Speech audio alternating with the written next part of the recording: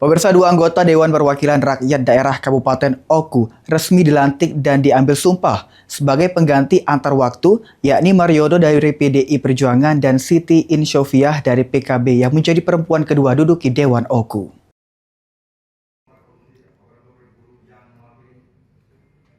Dua anggota Dewan Perwakilan Rakyat Daerah Kabupaten Oku resmi dilantik dan diambil sumpahnya sebagai pengganti antar waktu atau PAW sisa jabatan 2024-2029.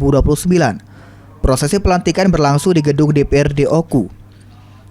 Kedua anggota dewan yang baru dilantik tersebut, Mariono dari Partai Demokrasi Indonesia Perjuangan menggantikan Ferlan Juliansyah dan Siti Insyofiah dari Partai Kebangkitan Bangsa menggantikan Robi Vitergo. Pengambilan sumpah jabatan dilaksanakan dalam rapat paripurna ke-8 DPRD Oku masa persidangan ketiga tahun 2026. Rapat dipimpin langsung oleh Ketua DPRD Oku, Sahril Helmi. Siti Insyofiah yang menjadi perempuan kedua menduduki DPRD Oku masa jabatan 2024-2029 mengatakan siap untuk mengapresiasi perempuan di luar sana untuk menjadi bagian dari anggota dewan. Dia juga siap mengajak anggota partai lainnya untuk bisa membagi waktu antara keanggotaan di organisasi.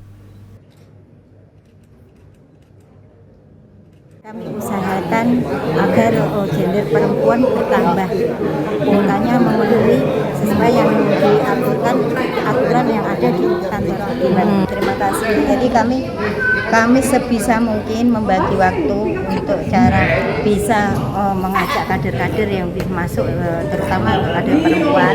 Dari mana yang lebih penting itu kami pentingkan. Habis itu kami bisa bagi sama di organisasi kita berbagi dengan pengurus yang lainnya. Jadi kami bisa untuk jadwal ke perempuan ke muslimat bisa, untuk di RA juga bisa tetap berjalan.